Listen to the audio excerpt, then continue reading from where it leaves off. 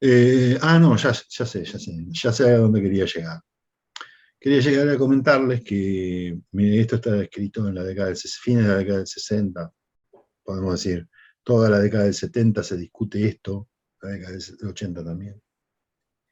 Lo vamos a ver en distintas discusiones relativas y vamos a ver también cómo Hernández, o los hermanos Hernández, también José Hernández, porque está José y Rafael. Los dos intervienen en estas discusiones desde perspectivas que fueron consideradas tradicionalmente como, también como nacionalistas y como confrontativas, digamos, hasta cierto punto, ¿no? Porque ustedes vieron que, por ejemplo, el Martín Fierro de José Hernández es caracterizado siempre como bueno, como la obra máxima de la literatura argentina, referida, digamos, por supuesto, a los temas gauchescos, etcétera, etcétera.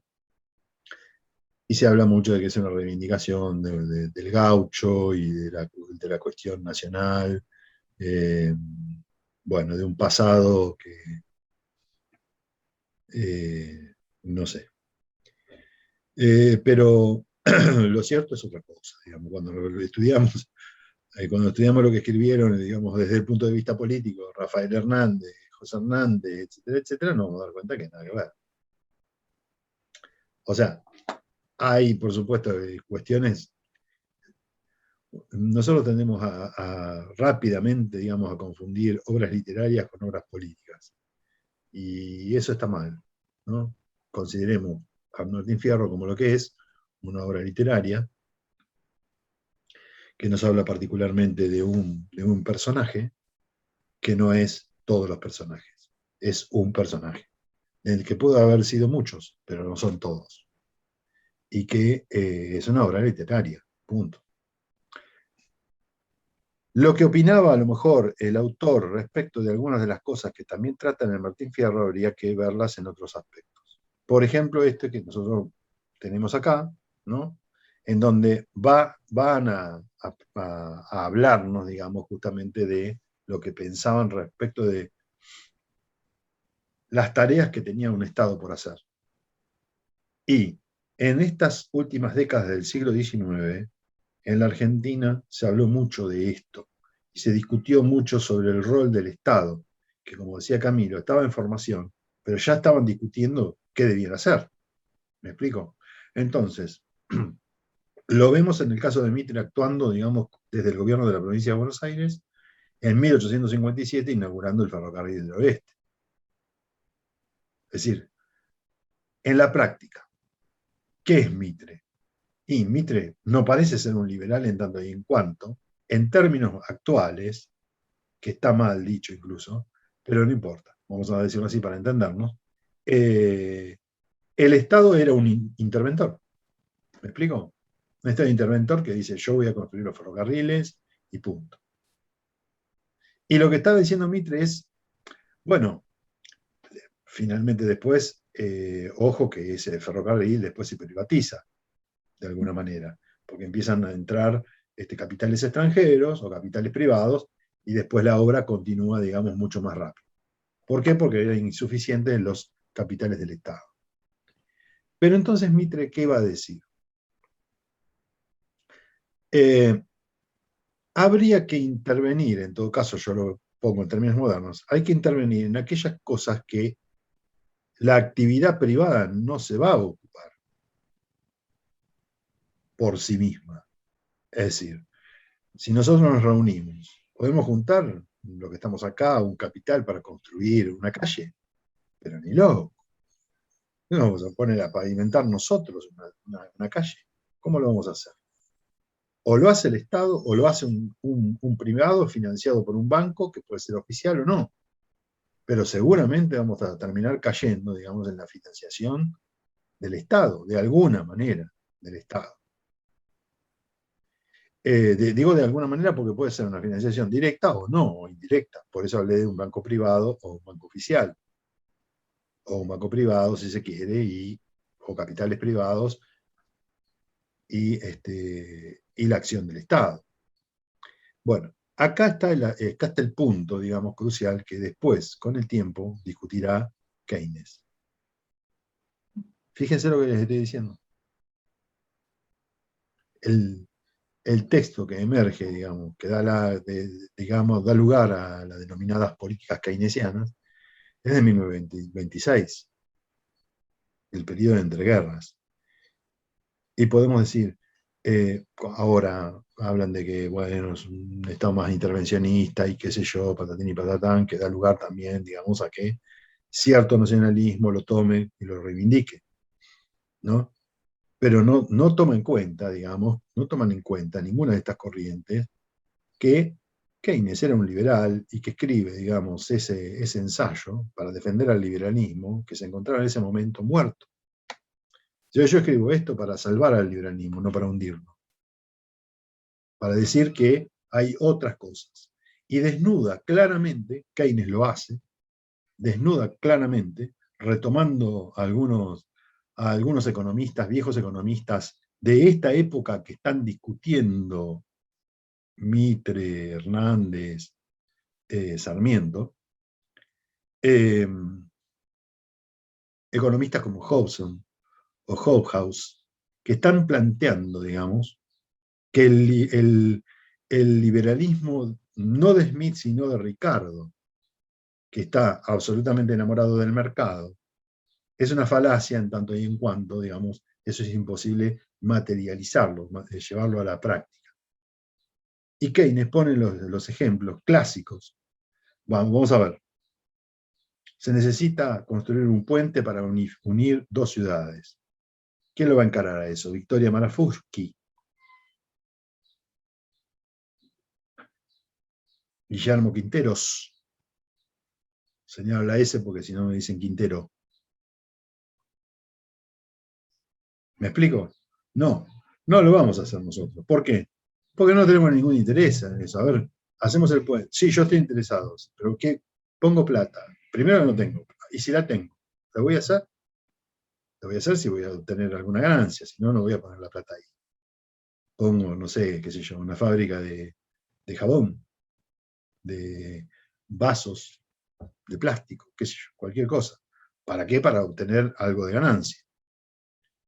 Pero digamos, la actividad, digamos, esa confianza que el liberalismo, que una corriente del liberalismo tenía, digamos, como fe, digamos, depositada en el individuo, es incorrecta desde todo punto de vista, en términos prácticos y en términos conceptuales, porque por más interés que vos tengas, algunas cosas no las vas a poder llevar, no las vas a poder materializar. A diferencia de que por ahí lo que podía pensar, fíjense, ¿no? Por supuesto que estamos hablando de avanzar en el tiempo y estamos hablando en términos civilizatorios, pero en la época colonial incluso, por ahí se llamaba licitación de un puente, y el puente lo hacía un privado, y para cobrarse lo que había puesto, cobraba peaje. ¿Me explico? Ah, pero viste, ahí estaba el interés también. Ahora, eso, no podés hacer un puente, digamos, de unas dimensiones gigantescas porque no lo va a hacer nadie. Entonces ahí decía Keynes, pero este es el momento en donde hay que intervenir. En las empresas que el Estado tiene que intervenir es en estas grandes empresas porque primero que cuenta con el capital, y si no cuenta el capital, ¿qué hace el Estado? Junta, ¿no es cierto? Genera las condiciones para que el conjunto de los capitalistas que sí tienen dinero hagan la obra que se necesita y el Estado es el respaldo, les va a pagar, finalmente les va a terminar pagando. ¿Me explico? Por supuesto tenemos que tener un Estado serio que actúe de esa manera. ¿Qué es lo que estaba intentando construir, digamos, esta gente del siglo XIX? Entonces Mitre dice, bueno, intervengamos en las cosas que podemos hacer, en las otras no. Hay cosas que hay que dejarlas liberadas, digamos, a la actividad privada. Pero otras cosas no, porque si no, no van a ocurrir, no van a pasar. Y es con este objetivo, después entendemos por qué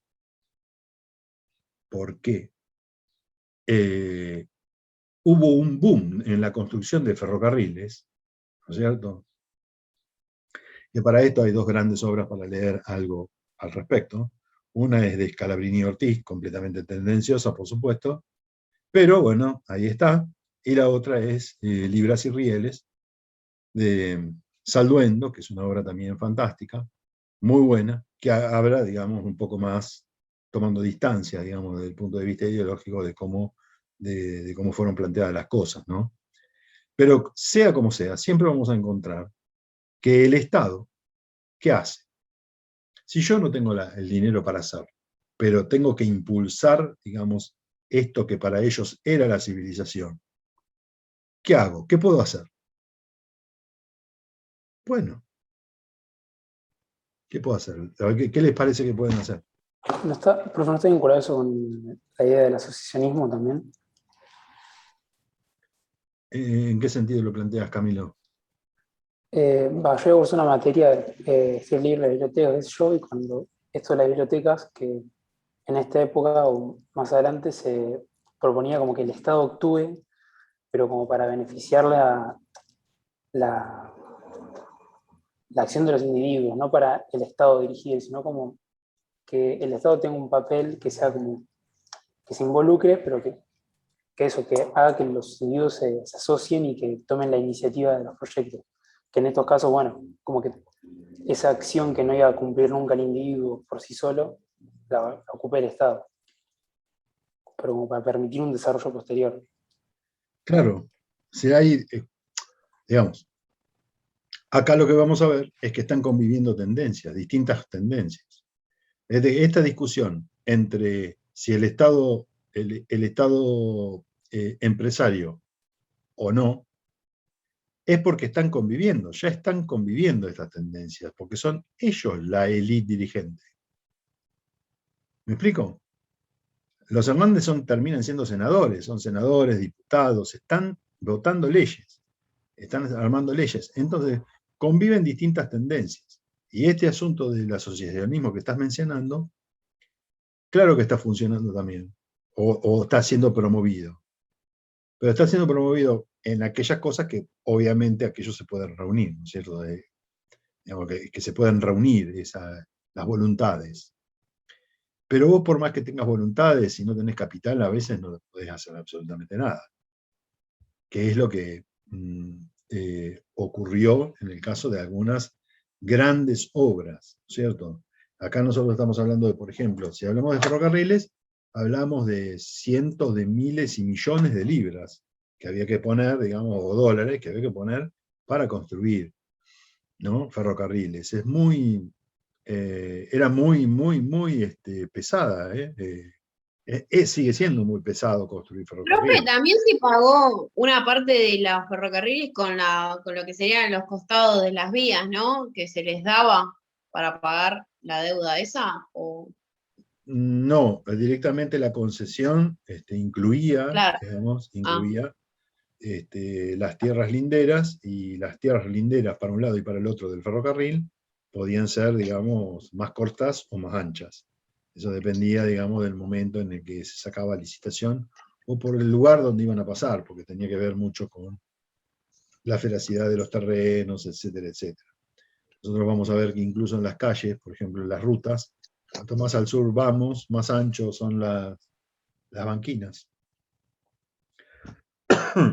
Y eso ha tenido que ver, digamos, con justamente que son tierras menos feraces, y entonces importaba menos darle mayor cantidad.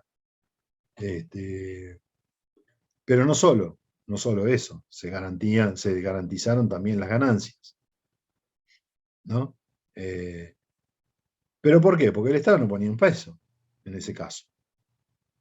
Y si vos no, o sea, un empresario dice, acá se llama licitación para construir un ferrocarril por decir algo, no sé, La Plata-Mendoza.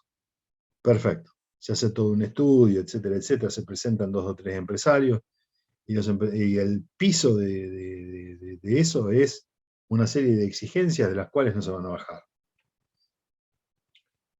Y entonces el empresario te va a decir, vos le podés decir al empresario, che, bajen la expectativa, mirá, no la puedo bajar. ¿Ustedes van a poner plata? No. Entonces, no me digas nada. Me garantizame todo esto y yo hago el ferrocarril. Si no me lo garantizás, pero ni loco, fue un riesgo enorme. No estamos hablando de poner un kiosco, estamos hablando de poner de hacer una empresa ferroviaria, ¿no?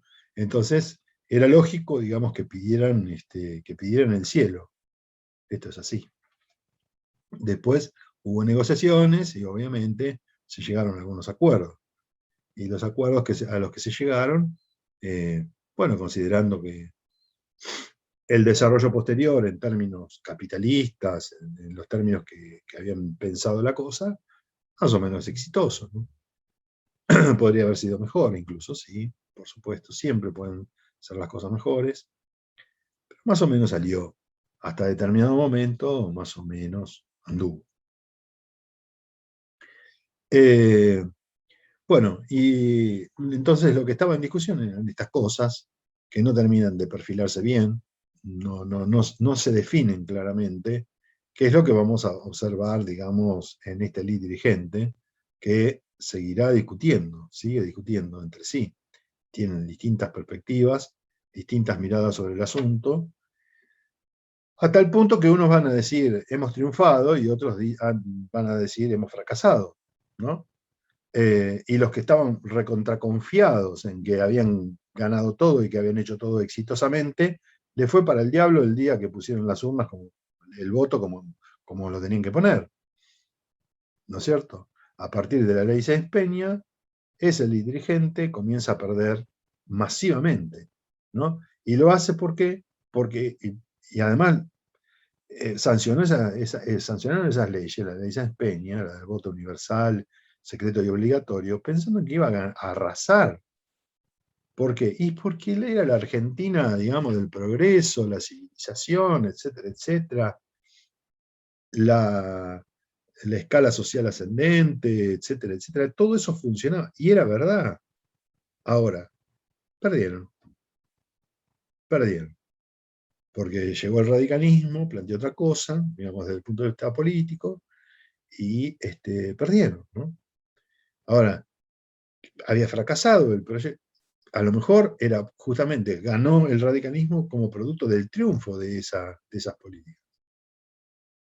No sé cómo se puede ver, pero por ahí habría que pensarlo por ese lado, porque si el ascenso de las clases medias marcaron el ascenso del radicalismo al poder, debiéramos decir que, bueno, aquel proyecto generó la clase media. ¿O no? ¿Me explico? Cuestiones simplemente para pensar, para pensar. ¿Algo más de las fuentes?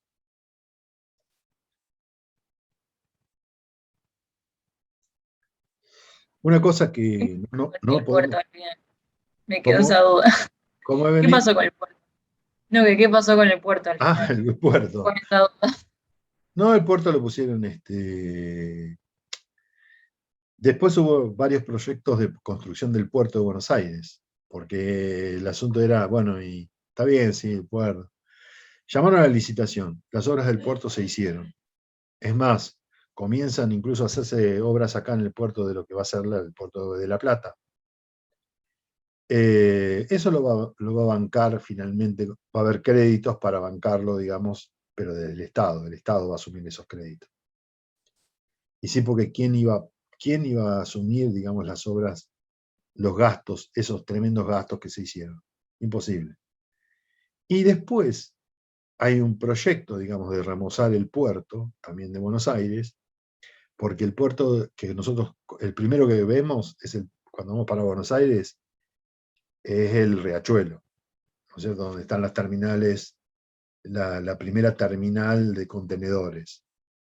Eso sigue funcionando todavía como puerto, era bastante elemental, no lo que vemos hoy. Y por supuesto después el que está más ayornado incluso es el que está pasando Retiro, digamos, ¿no es cierto? La parte del puerto de Buenos Aires que está pasando Retiro, esa también sigue funcionando, digamos, incluso es más grande, digamos, que esta primera. Ahora, ¿qué tenemos en el medio? Porque es toda la ciudad puerto, no sé si se dieron cuenta. Toda la costa de Buenos Aires es todo puerto. Tenemos Puerto Madero, que fue un proyecto peregrino de hacer un proyecto muy particular, muy especial para Buenos Aires. La idea era darle una dinámica, digamos, a la parte sur de Buenos Aires, que era la parte más eh, relegada de la ciudad, digamos, más pobre, etcétera, etcétera, y donde llegaban todos los ferrocarriles. Todos los ferrocarriles se concentraron en el sur de Buenos Aires. Después hubo que cambiar el asunto, ¿no? Porque esa radicación del puerto, que fue este Puerto Madero, fracasó. Y de hecho hoy no funciona como puerto. No se llega el buquebús, no sé, un par de lanchas llegan, pero nada más. No funciona como puerto, ahora nada que ver. Quedó en la nada. Es interesante ver la historia, digamos, del Puerto Madero también. Profe, ¿cuándo más o menos se construyó Puerto Madero? ¿Dijiste? Eso ya entrando al siglo XX, no sé si no es de 1902 el proyecto por ahí. Tal vez antes, 1910, para la época del centenario, en donde también había un boom. También en la Argentina hubo un boom de proyectos de toda naturaleza, y una cantidad de proyectos ferroviarios que no se llevaron a cabo, yo diría que es infinito. ¿Por qué? Porque a la luz de estas corrientes, digamos, de esta idea que tenía el Estado argentino, de decir, bueno, voy a financiar o voy a apoyar, digamos, la financiación de esto, en la construcción de los ferrocarriles, porque lo necesito, venía cualquier perejil y proponía hacer un ferrocarril a cualquier parte y pensaban que se lo iban a aprobar. De hecho, nosotros tenemos acá, en la ciudad de La Plata, si ustedes prestan atención, tenemos varios tendidos ferroviarios que no funcionan, que son producto de esas ideas peregrinas que había, ¿no? De los chantapufi que se presentaban y decían, no, esto tiene que funcionar. Después no funcionaba nada. No funcionaban. De hecho, incluso llegaron a hacer algunas líneas y después fracasaron rotundamente. Uno de ellos es el que corre por la 120. La calle 120, a ver, sí, es la calle 120. Pero sobre todo la vemos, ¿saben cuándo? Cuando bajamos de la autopista que venía entrando a La Plata, damos toda la vueltita y en lugar de agarrar la 122, agarramos la 120, que es medio como una diagonal también. Ahí mismo empieza una vía. Hay una vía que está muerta, por completo muerta. Esa es una de las vías muertas que hay, de las tantas que cruzaron acá en La Plata. Me parece que uno se llama Midland o algo por el estilo, porque hubo también ferrocarriles franceses, belgas, de todo, ¿no? Que han quedado en la nada. A veces también en la misma Buenos Aires, La Pampa, andamos dando vuelta por ahí y nos encontramos una vía ¿y esto? Y es un ramal perdido que, ¿no? Algunos Sí, yo estoy cerca de Echeverri y hay un ramal que se llama Esquina Negra, que era todos los que llevaban las vacas de acá de La Plata, llevaban, viste, al matadero. Y se ve la vía, está todavía. ¿sí? El abasto, al abasto. Sí, hay un montón de vías. Bueno, algunas de esas líneas hubieran sido tan funcionales actualmente, ¿no? Hubieran sido tan importantes porque ayudarían a la desconcentración urbana, hoy que hablábamos que había tantos autos. Ustedes fíjense que yo vivo en una zona en donde, ¿se los dije esto? Donde está Bacalín, se los comenté. Bueno, la terminal de Bacalín está acá en 72 y 7, ¿correcto? Piensen esto, ¿no? 72 y 7. Bacalín es una empresa que viene de la zona de Babio, de Magdalena. No, Magdalena está más allá, no, es de Babio y de, ay, no me sale ahora, Verónica, en donde y donde también hay una empresa que se llama Verónica, que es de lácteos. Bacalín está en Babio y también es de lácteos. Bueno, perfecto.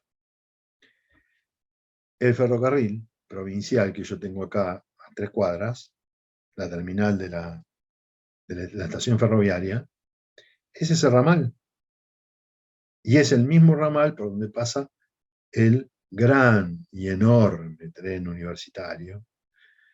Tan adelantado estamos que necesitan, digamos, necesitan 2 señaleros que se bajan para cortar el tránsito, permitir que pase el tren, luego volver a subir, volver a bajar y así sucesivamente en todos los cruces. Es un disparate, pero si lo contamos afuera, yo creo que se matan de la risa. Porque no, porque es. No, Aparte, profe, está justo está el que hace bien, o los sea, choripanes. mi corazón con el tren, sí, genial, yo adoro los trenes, los adoro. Ahora, eso es lo más atrasado que podemos hacer. Profe, a mí lo que me preocupa de ese lugar es que tenés la rotonda esa de 122 y tenés al chabón que está haciendo la parrilla para los choripanes y no se ve que está la vía.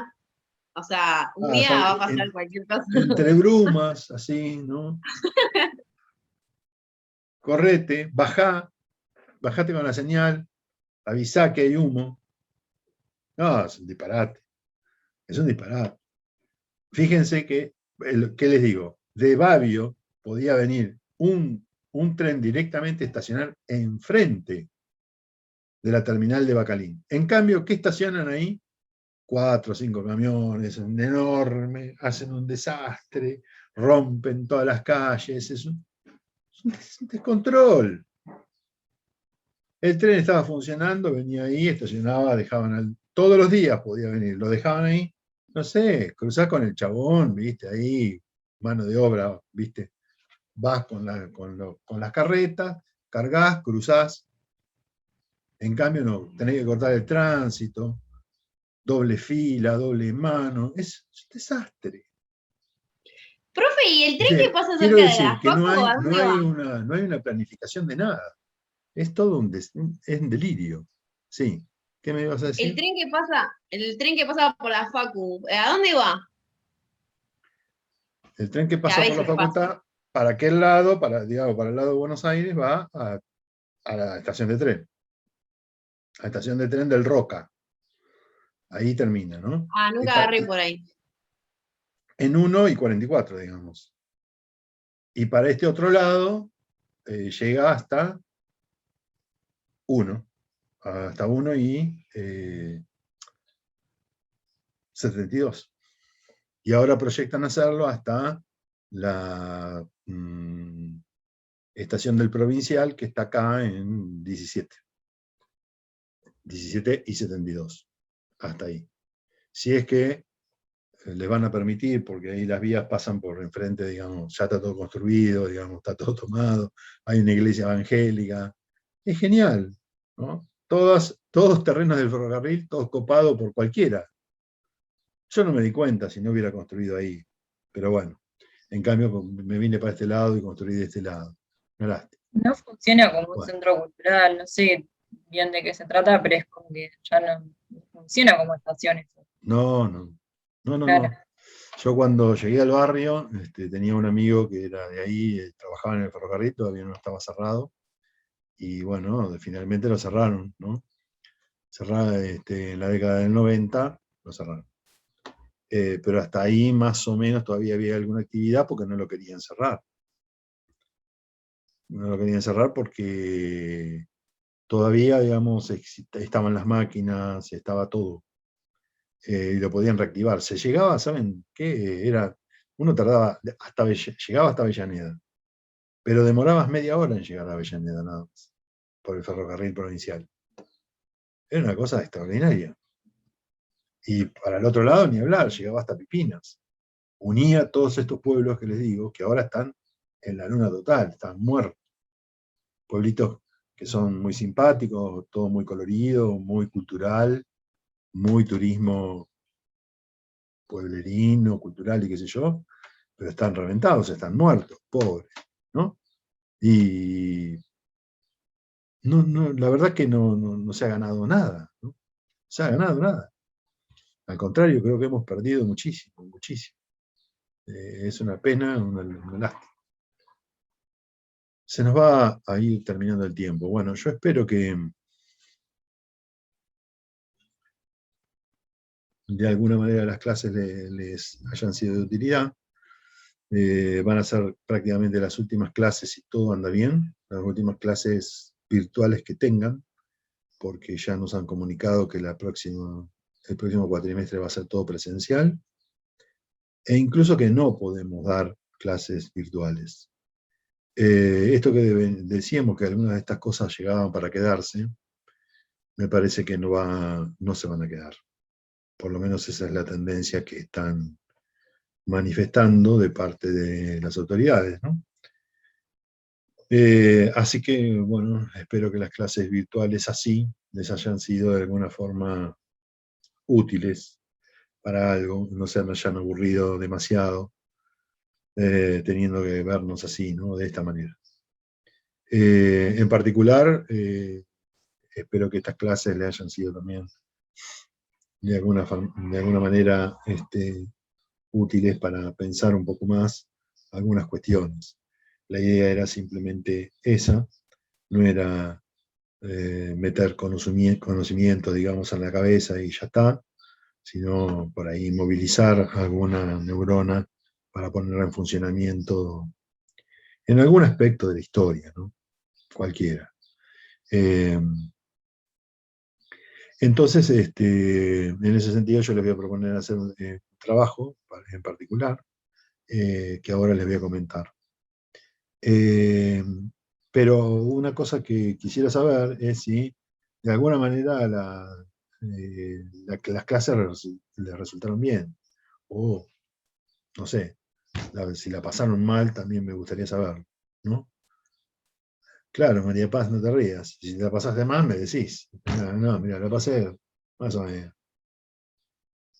Porque eso no va a determinar la nota. No tiene nada que ver. Ustedes son los elegidos, miren, los que están acá son los estudiantes preferidos.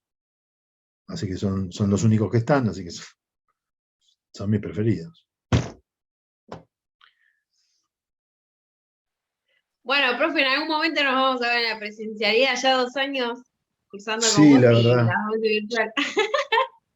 En ese sentido, sí, estoy totalmente de acuerdo.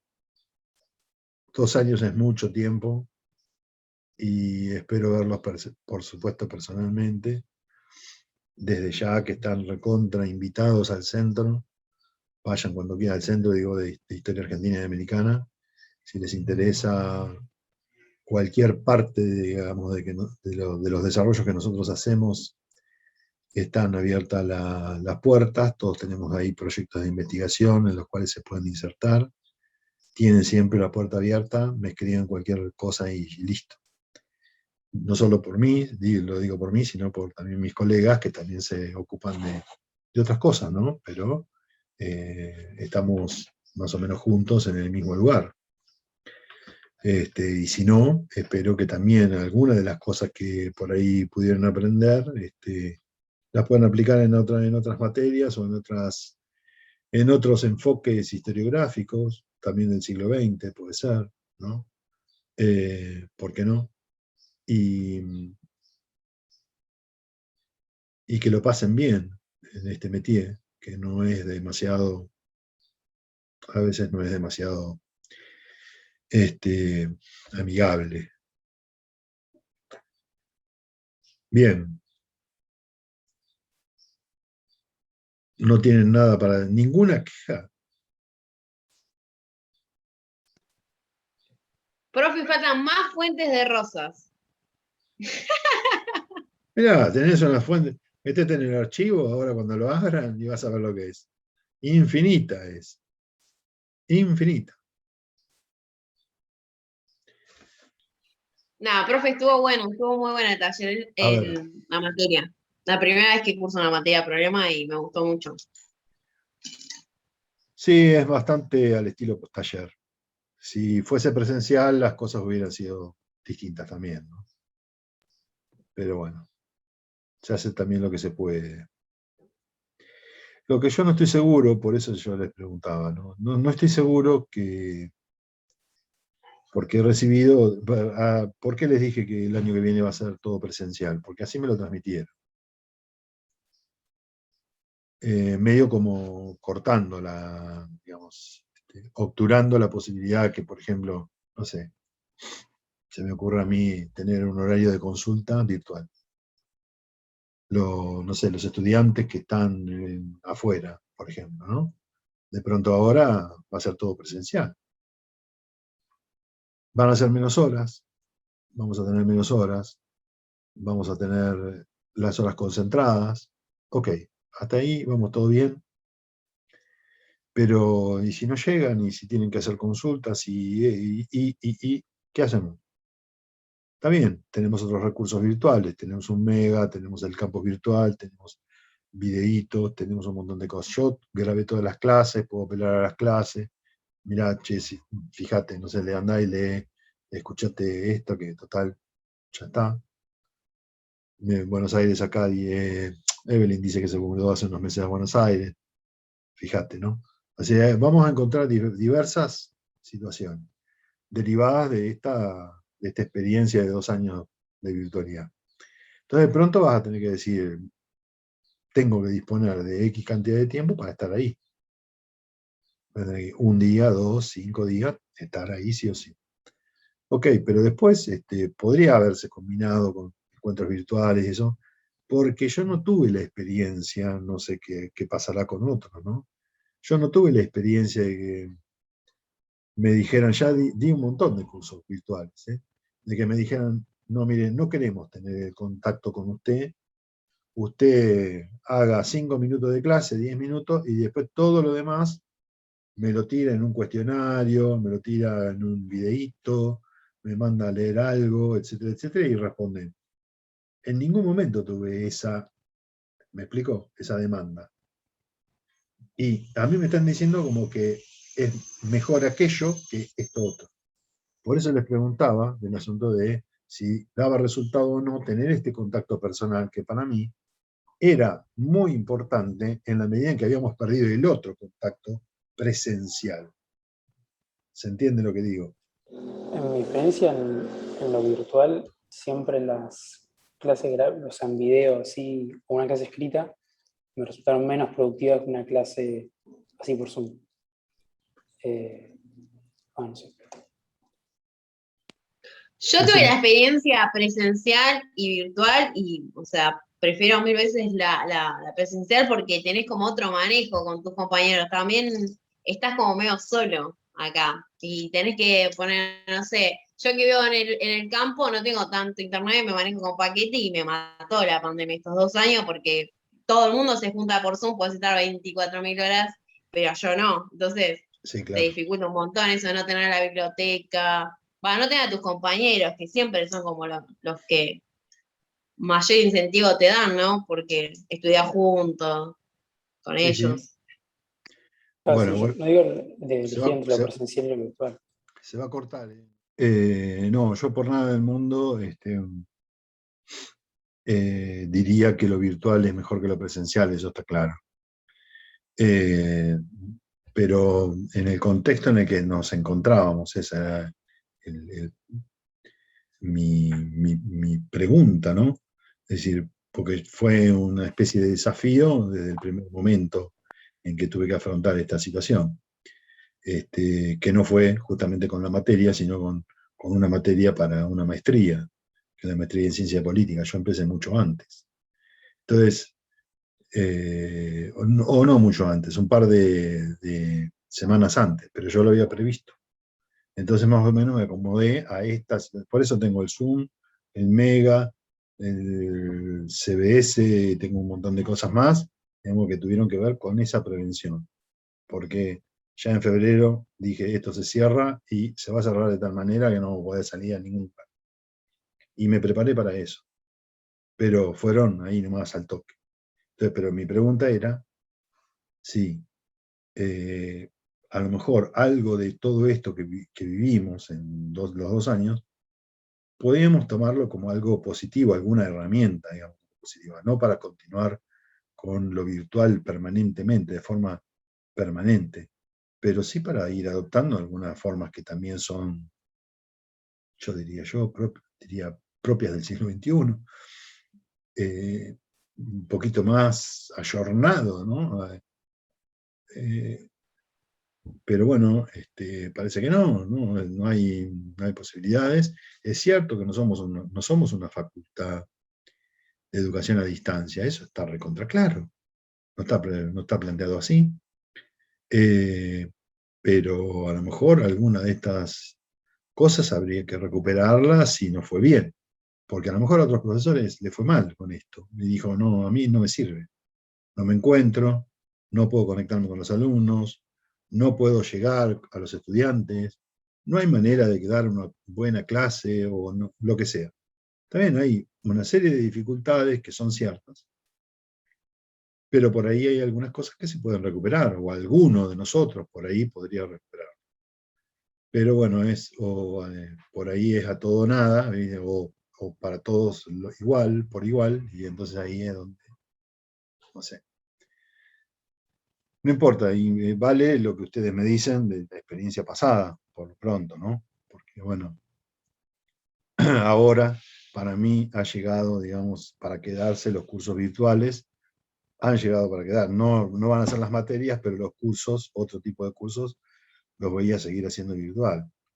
Y justamente voy a proponer cosas de educación a distancia, pero fuera, digamos, de las materias de la carrera. Bueno, ¿algo más que me quieran comentar? Sí, profe.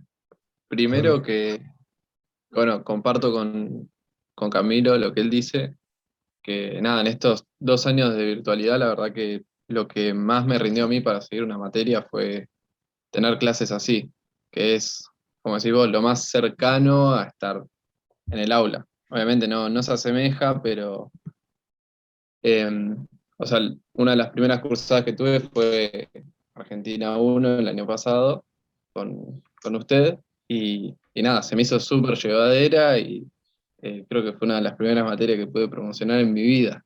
Así que todo un logro de la virtualidad.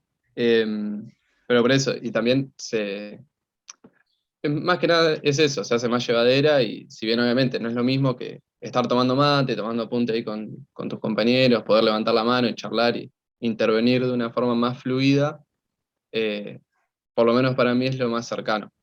Y, y bueno, yendo por el lado de la virtualidad, eh, hay algunas cosas que, yo soy educador scout, y hay veces que, o sea, nos tenemos que juntar semanalmente para preparar los encuentros de los sábados, y hay veces que por ahí no nos dan los tiempos para juntarnos. Entonces, por ejemplo, usamos las herramientas que nos brindó, entre muchas comillas, la pandemia, como por ejemplo Zoom o Meet, porque bueno, están para usarlas. Más allá de que no nos haya gustado estar encerrados, están. Entonces sí, comparto que por ahí no está bueno que de un año para el otro se revierta todo y ya está, esté truncado el uso de lo virtual en la Sí, me facultad. parece que va a ser una experiencia que, bueno, no sé, olvidarla va a ser medio complicado. Por ejemplo, a mí me parecía, eh, dando clases presenciales, ¿no? En el aula, por ejemplo. Bueno, yo siempre conectaba la computadora, tenía alguna cosa para mostrar, etcétera, etcétera. Pero de pronto le preguntaba a alguno algún dato que me lo tirara desde el teléfono celular, porque todo el mundo usa celular, ¿correcto? Y a veces uno estaba hablando y alguno en el fondo usaba el celular.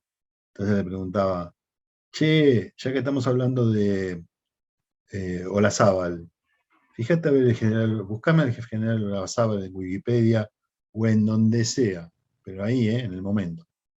Búscamelo. Entonces me lo buscaban, me tiraban la información, etcétera, etcétera. ¿Para qué? Para que participemos todos, incluyendo aquel que estaba chateando con el celular. ¿Me explico? Y así con un montón de cosas. Qué sé yo, no sé. Aprendimos también a usar el Scanner. Lo tienen a ese, ¿no? Y lo aprendimos a usar porque, a ver, escaneame tal cosa, escaneame tal otro. Fuimos al archivo. A ver, usemos el celular para eso. Entonces, escaneamos expedientes, después trabajamos con ellos. Digamos, creo que hay herramientas modernas, actuales, que bien pueden utilizarse, ¿no? Y bueno, y estas cosas también podríamos utilizarlas, pero bueno, veremos qué pasa. Ojalá alguna de estas cosas se puedan usar para bien. Bueno, Sí, seguramente sí, pero yo creo que sí.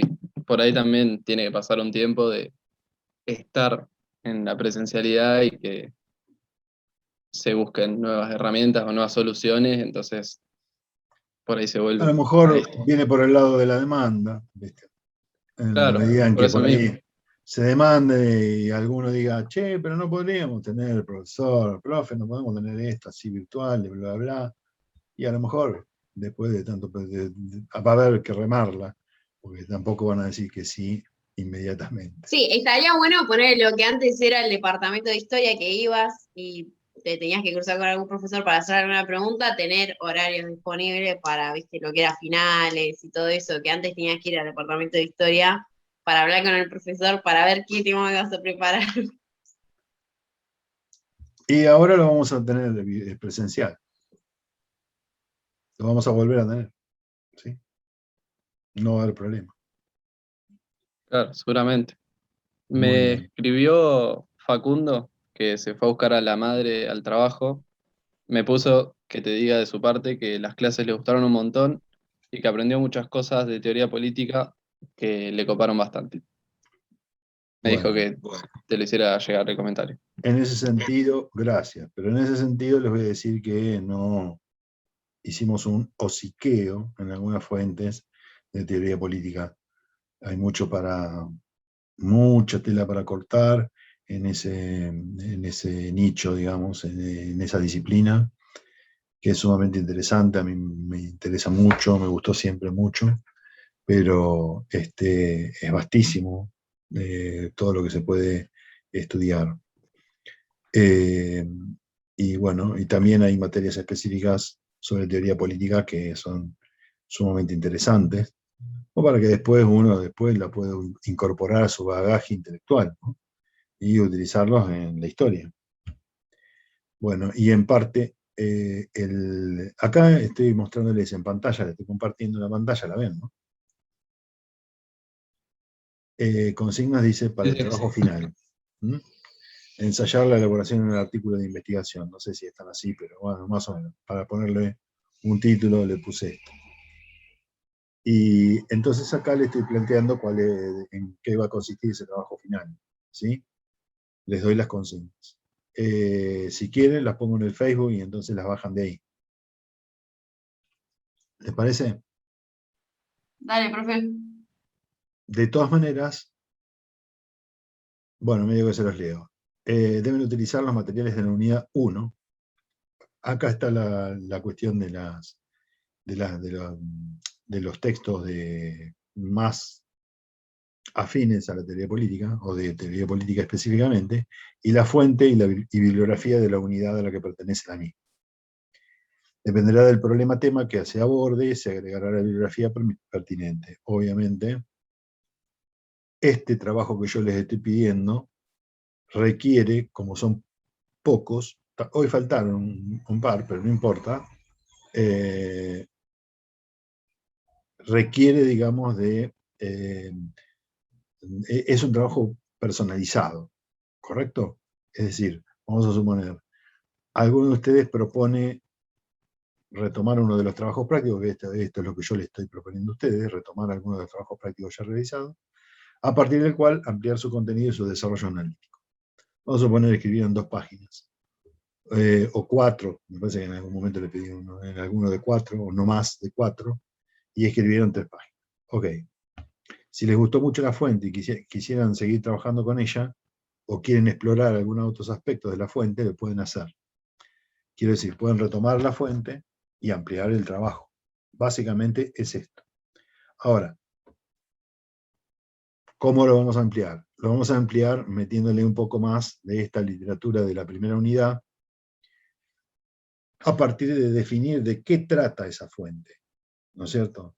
Por ejemplo, bueno, acá les puse el título del trabajo relativo a los contenidos de la materia. Les aclaro que estoy inventando, ¿no? El arte de gobernar durante la Confederación Argentina, 1852-1860. Título de fantasía, obviamente, que se debe explicar en las primeras líneas de trabajo. Una fuente X. ¿Qué voy a decir? ¿Cuál es su característica? Si es oficial, privada, si es una comunicación entre mandatarios, o privada, pueden ser cartas, si es un periódico, si es una autobiografía, etcétera, etcétera. ¿Esto para qué? Para poder luego explicar cómo surgió, por qué se produjo, en el marco de cuál situación, dónde y a raíz de qué coyuntura, etcétera. Es decir, esto es el contexto histórico en el que insertamos la fuente de estudio, para lo cual se apela a la bibliografía general. Ahora, esta bibliografía no es la bibliografía de la unidad 1, es la bibliografía específica histórica. ¿Sí? Esto ya lo saben, ya algunos ya lo tienen recontra claro. Bueno, entonces, a continuación, aconsejo comenzar el desarrollo analítico planteando el aspecto central que trata la fuente según el criterio del autor, de ustedes. Ustedes leen la fuente y dicen, a mí me parece que esta fuente trata de tal cosa, que se puede explorar tal cosa. Supongamos, le puse yo aquí el registro oficial de la Confederación. Estoy hablando de la Confederación Argentina de Urquiza. Entonces diré que los decretos, leyes oficiales seleccionados tratan según su criterio, enfoque, inferencia, etcétera, de hacer docencia sobre lo que se considera un buen ciudadano. Inventé, pero esto hay alguna cosa de estas. Pero digo, en esos decretos se pueden observar, o en esas leyes se pueden observar, cuál era el criterio o la perspectiva, digamos, de ese gobierno, o de esa sala de representantes, para ser más específico, respecto de lo que era ser un buen ciudadano. Y acá empiezo a explorar, digamos, el concepto de ciudadanía. ¿Correcto? ¿Cómo? Bueno, no solamente con la fuente, sino con lo que podemos ver en la teoría política. Por eso les decía que eso podía ser el punto de partida para todo el desarrollo posterior. Y es aquí donde nos podemos apoyar para fundamentar nuestro razonamiento en la bibliografía teórica. Bueno, como este puede tener ese trabajo, obviamente, palabras finales. Esto de cumplir las normas, ¿hablamos alguna vez de cumplir las normas de la citación y esas cosas? Que yo recuerde, no. No. Muy bien. Les voy a dejar en el Facebook también, digamos, un pequeño documento para que vean, digamos, en qué consisten, digamos, esas normas de citación. Pero lo que ustedes tienen que prestar atención es en cualquier artículo de carácter científico, de esto que denominamos científico, y alguna de las revistas científicas, por ejemplo, de la misma facultad, de trabajos de comunicaciones, de las de historia, del Anuario de Historia Argentina, y no leer el artículo, sino leer el subtexto del artículo, digamos, lo que está por detrás. ¿Qué es lo que está por detrás? Fíjate cómo cómo titularon, digamos, los elementos de titulación, cómo están puestos los subtítulos, dónde está puesta la cita, el número de cita, cómo se pone, dónde está. ¿Se cita al pie de página o al final? O hay una combinación, al pie de página hay una nota, son las notas aclaratorias del texto principal, y al final del documento está en la cita bibliográfica. ¿Me explico? Porque son dos cosas distintas. Una cosa son las notas aclaratorias en el texto, al texto y otra cosa son las citas bibliográficas. Fíjense esos detalles, porque, y digamos, cuando tienen que repetir autores, etcétera, etcétera, fíjense esas cosas, cómo se pone. Muchas veces yo soy partidario, que esto hay que empezar a enseñar, por ejemplo, desde el primer día que entraron en la facultad. Lo primero que habría que hacer es decirles, bueno, jóvenes, acá tenemos que aprender a trabajar. Y aprender a trabajar académicamente va a implicar saber leer una fuente, saber después contarla y después citarla. Porque son códigos académicos que van a manejar en el futuro. Y no tener que enseñárselo en el tercer año porque es inconveniente. Después de que ya leyeron un montón de cosas y por ahí no supieron para qué estaban leyendo siquiera. ¿Me explico? Yo creo que hay que atajarlos con esas cosas. Pero bueno, es lo que yo pienso, no lo que se piensa por ahí. Y entonces, si prestan atención a esas cosas, se van a acomodar rápidamente la cabeza y van a decir, yo de aquí en más escribo de esta forma. Y toda vez que tengo que citar, cito de esta forma. Cito con la norma APA y se acabó. Para saber este asunto es necesario, a ver si puedo, no puedo, un segundo, a ver si puedo acá, a ver. Ustedes conocen al Google Scholar, ¿verdad? Sí, sí. Si haces clic en las comillitas, te copia la cita bibliográfica. Exacto. Todo, a ver si lo puedo mostrar acá. ¿Todos lo conocen? ¿María Paz lo conoces? Sí. Joaquín lo conoce, Victoria lo conoce, Camilo lo conoces. Creo que no lo usé. Comenzá a usarlo, mirá. Te lo voy a mostrar ya, en este momento. Estoy donde, acá.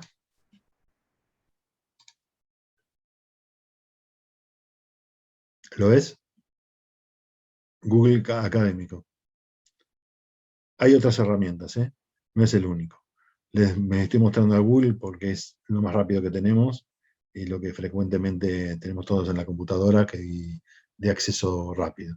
O sea que abrimos una pestaña nueva en el mismo Google y le ponemos Google Académico o Scholar y salta esto. Entonces, en este buscador nosotros ponemos lo que querramos. Justamente, por ejemplo, Sabrina impronunciable, o Alperindongui, o tabla de equivalencias reales del siglo XIX. Cualquier cosa que ustedes quieran buscar que tenga que ver con, en nuestro caso, la historia, lo pueden poner. Por ejemplo, vamos a poner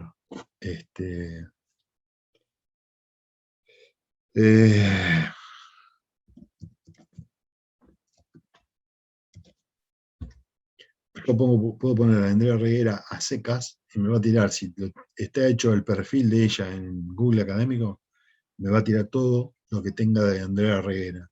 ¿Me explico?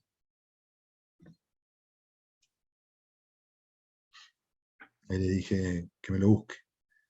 Acá está. No hizo su perfil. Porque cuando hacemos el perfil te presenta como si fuese un currículum. ¿Me explico? En cambio ella, de Andrea Herrera, como no lo hizo, lo que me sale salta son las cosas que escribió y que están puestas en internet.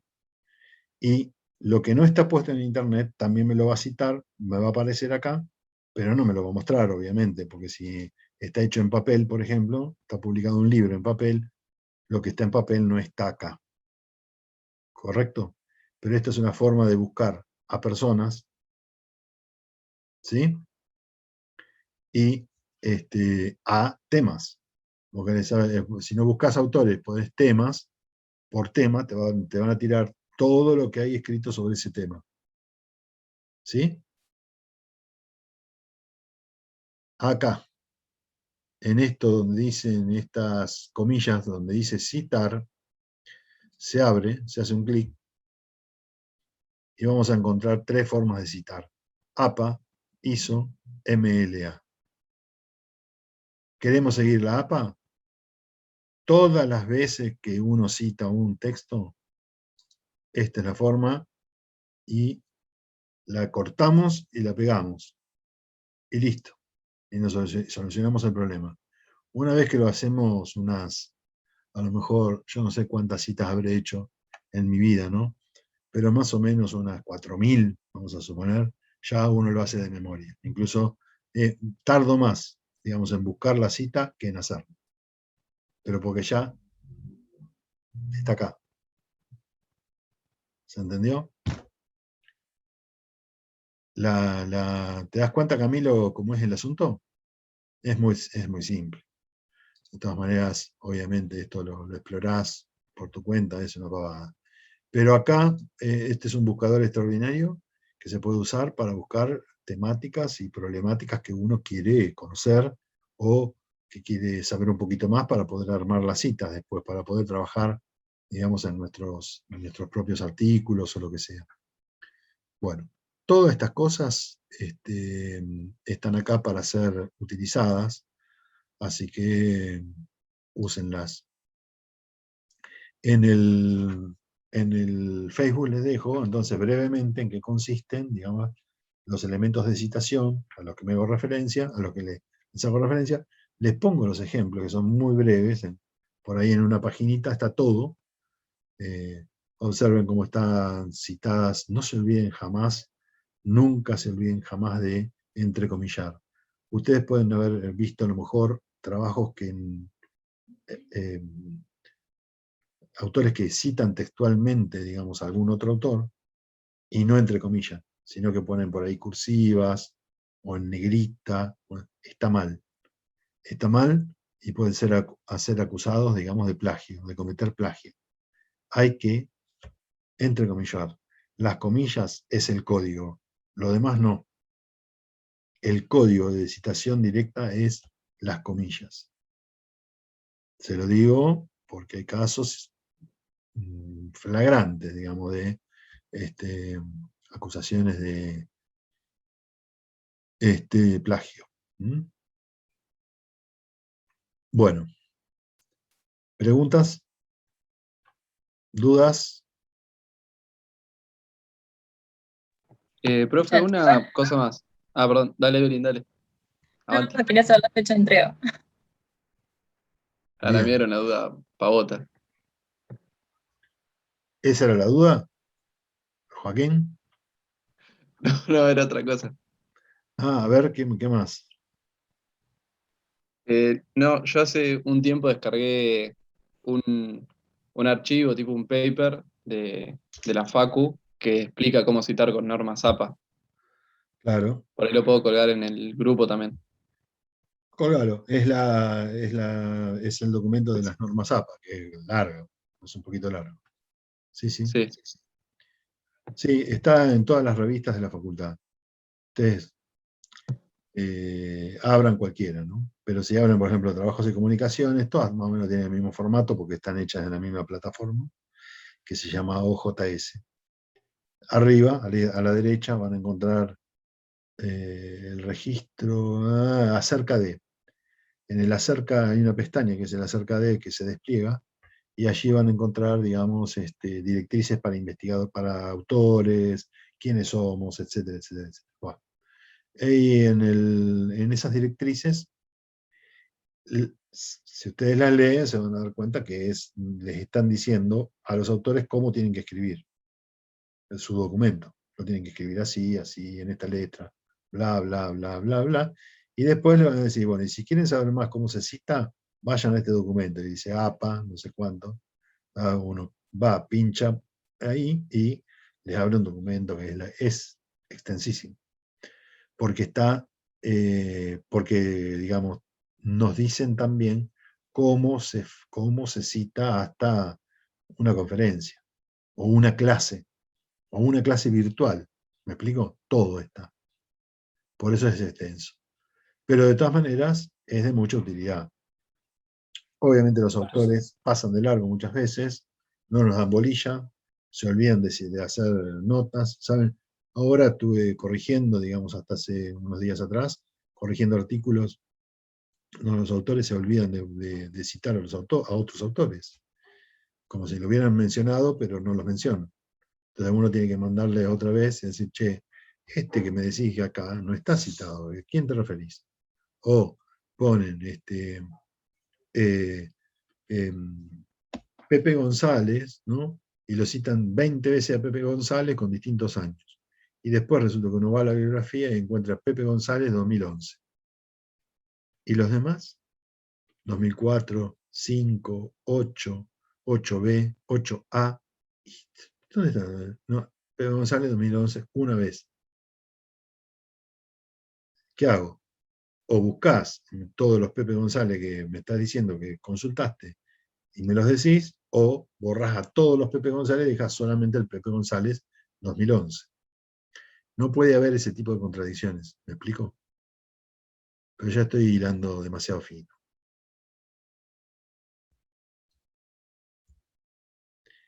Fecha. ¿Qué fecha ponemos?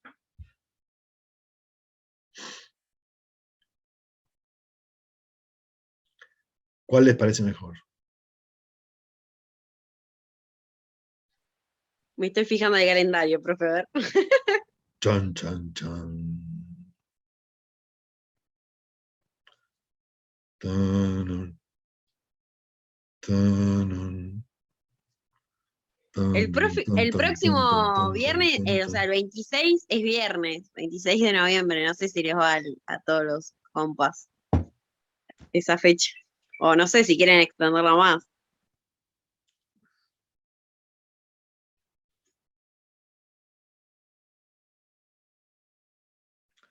¿A ustedes les parece que es silencio? No, Me profe, parece- decinos hasta cuándo podés, hasta cuándo podemos mandártelo, no sé. A ver, vamos a ser claros. El reglamento, el reglamento, ¿qué dice? Que ustedes pueden entregarlo hasta qué fecha. Tienen que saberlo, ¿o no? ¿No? El reglamento de las materias problemas y de los seminarios. Nos dicen que ustedes pueden entregarlo hasta un año después de haber cursado. Si eso No sabía eso, profe. en el caso de un trabajo final. ¿Está bien? ¿A ustedes les parece que es bien dejar pasar un año para entregar un trabajo de esta naturaleza? No, de verdad se los pregunto. No te rías, María Paz, es una pregunta válida, porque a lo ¿Cómo me mejor querrías tú? a María Paz le parece bien, a lo mejor. Bueno, Yo por las dudas no me río más, profe, porque cada vez que me río, me decís por qué me río. Igualmente, yo, bueno, en mi caso, el año pasado cursé Asia y África, que si bien no era una materia problema, nos dieron como un trabajo final para hacer, y sí. también te daban un plazo largo de tiempo, y después me sentí culpable porque hay que pasar como medio año más o menos para entregarlo, pero era también un trabajo, digamos, que te daban el tiempo y era flexible en ese sentido. Por eso me reí, porque yo dejé pasar tiempo en un trabajo Bueno, parecido. sí, no, yo les pregunto, ¿saben por qué? Porque mi experiencia es que cuando damos así un año, después no lo entregan más. No lo entregan más. A mí me parece que uno tiene que acelerar un poquito los tiempos, ¿no? Ya que estamos en la vorágine, y continuar, digamos, hasta que terminarlo. Yo les puedo dar tiempo, pero me gustaría que ustedes no se tomen. Porque después no me lo van a entregar. Entonces, a lo mejor hagamos así, ¿no? Quien más o menos tenga resuelta la cosa o piense que pueda terminar, etcétera, etcétera. Yo voy a seguir consultando todo, así que ustedes me lo pueden entregar el 28 de diciembre. Me explico, el 29 de diciembre. No hay ningún problema. De acá a fin de año estoy dispuesto a recibir los trabajos que hayan terminado. Si lo terminan la semana que viene, genial. ¿Me explico? Genial, porque a mí me resuelven varias cosas. Entre ellas, entregar la nota. Entrego la nota rápido, ¿viste? Las cosas se aceleran bastante. No sé en qué estadio de la carrera están, pero a lo mejor necesitan aprobar. Es bueno aprobar, si no es ahora, que en marzo, digamos, en marzo tener aprobada unas cuantas materias, a lo mejor se pueden presentar alguna cosa, qué sé yo. No sé, hay que llegar al 50% de la carrera por lo menos para presentarse a cosas. Así que cuando lleguen al 50% de la carrera, se pueden presentar incluso algunas experiencias, algunas becas de experiencia laboral. Pero para eso hay que llegar. Entonces por eso les digo que hay que por ahí apurarse, ¿no? Me parece a mí, porque uno necesita laburar, ¿no? Y ahora está más embromado que nunca la cosa, si no estás recibido, no entras a laburar en los colegios. ¿Eh? Eso lo sabían, por ejemplo.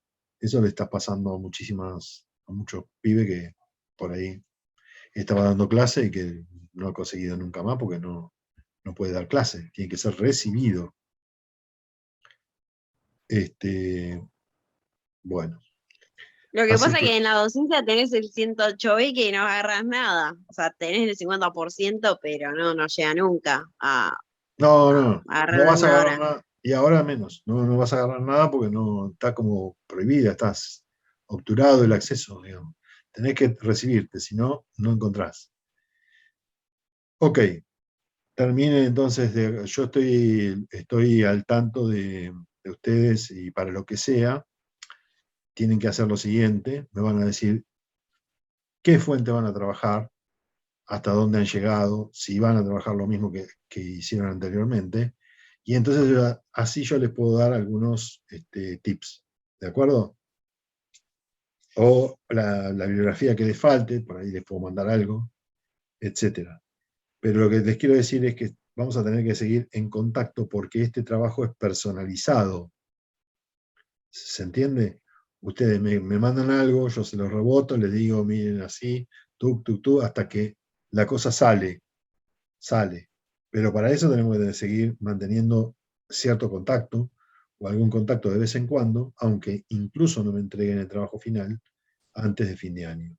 Sino que a lo mejor lo podemos posponer. Ok, lo posponemos porque no llegamos, porque esto, bueno, fenómeno. Pero no perdamos el contacto.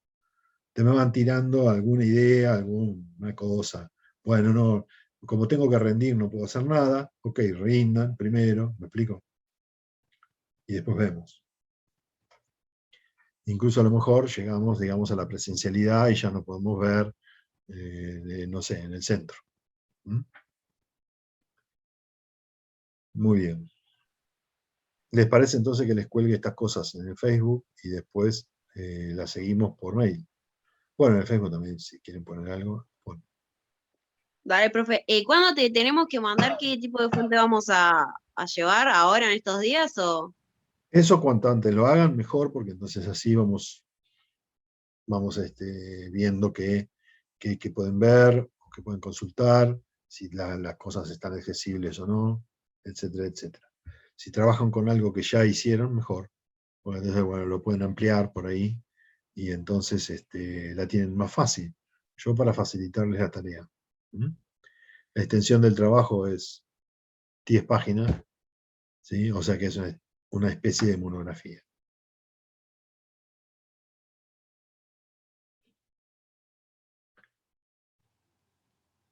Bueno, muchachos, ¿listo? bueno, profe, muchas gracias por todo. Gracias a ustedes por haber compartido estos momentos, estos viernes tan gratos antes del fin de semana. Y que lo pasen lo mejor posible. No creo que vengan momentos muy fáciles, pero de todas maneras hay que seguir adelante y vamos a estar acá para apoyarnos entre todos, ¿eh? Así que cualquier cosa, no duden en escribirme, consultarme, voy a seguir estando acá. Que lo pasen muy bien. Por el momento, que lo pasen muy bien. Vale, profe, gracias. Les mando un abrazo Gracias. grande. Muchas gracias, profe. Nos vemos. Buen fin de. Gracias, profe, buen fin de. Chau, chau, que lo pasen bien.